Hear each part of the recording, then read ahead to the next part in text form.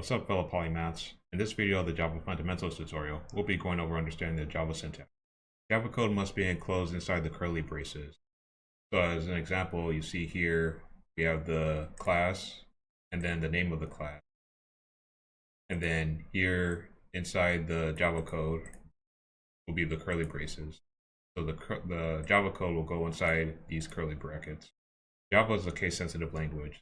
So the following variable names, such as number of pets, and number of pets are all different variables. So as you can see, these variables have different cases. This one has what's called a camel case, where the first letter is lowercase, and then any word after that is uppercase, and then number of pets, where the beginning of the first word is uppercase, and this variable right here is all uppercase. These are all different variables. Any code in the body of the main method of the Java class will execute that code. The method signature for the main method is public static void main, and you'll be seeing this throughout your Java programming. And as we saw when we did the Hello World or Hello Universe tutorial, class names always start with an uppercase as the first letter. So for this example right here, we have this class called main class, and it's always going to have to be an uppercase letter. So as this class right here that's called the main class, the first letter of this class starts with an uppercase letter. Method name should start with the lowercase as the first letter.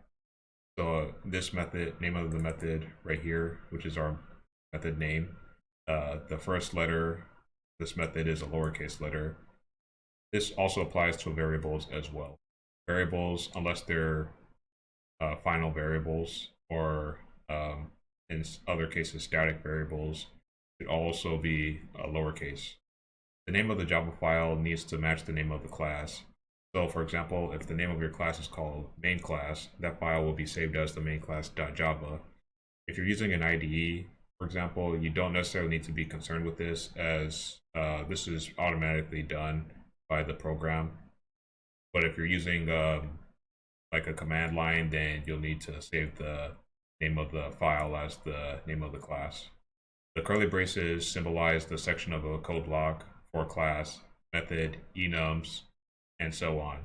So for example, if we have this method right here called name of method, within these curly braces, this is where the code section of the code will be built. Inside methods, inside classes, and inside enum. White space or also blank lines are ignored by the Java compiler, just like how comments are ignored by the Java compiler. Statements, which are lines of code, must always end with the semicolon. So for example, if we have this statement right here called out.println, and then we output hello universe, this statement will always end with the semicolon. That's when we know that the end of the statement is. Or else, if you don't have this semicolon right here, then it won't end the statement. Statements can continue on to multiple lines and will only end once a semicolon is appended into the statement. You can have multiple statements on one line, though it's best to avoid this.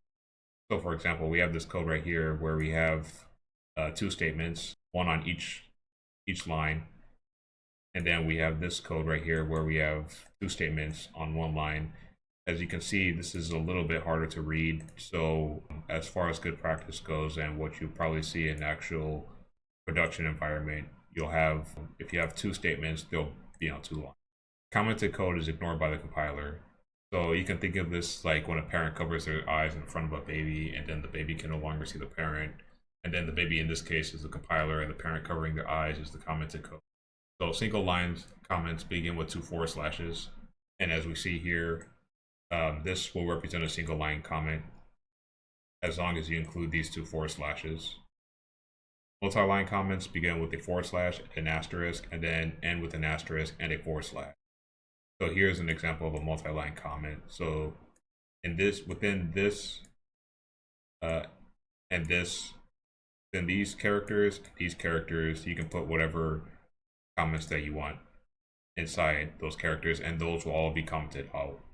Java identifiers are classes, variables, methods, enumerators, and so on. Identifiers should start with an uppercase or lowercase letter. So from capital A to capital Z, or lowercase a to lowercase z, as well as a $sign or an underscore.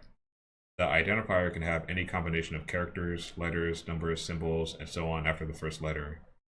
Reserved words which are also called keywords, can't be used as identifiers. So, for example, reserved keywords would be like a boolean, enum, final, case, and so on.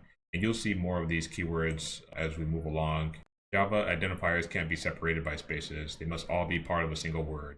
So, for example, if we have this highest value right here as a variable, then this will be invalid because the space right here.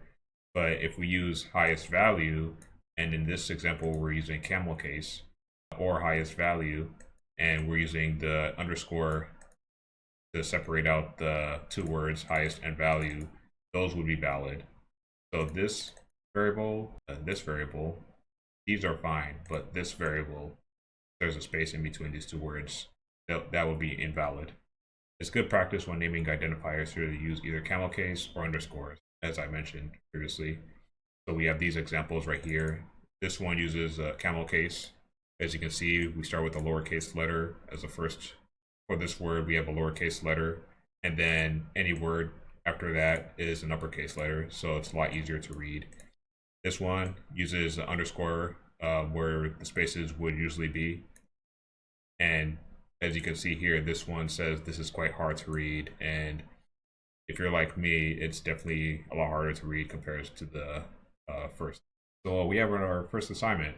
Number 1, after the class name, the Java code is enclosed in parentheses. True or false? Number 2, class names can begin with a lowercase letter.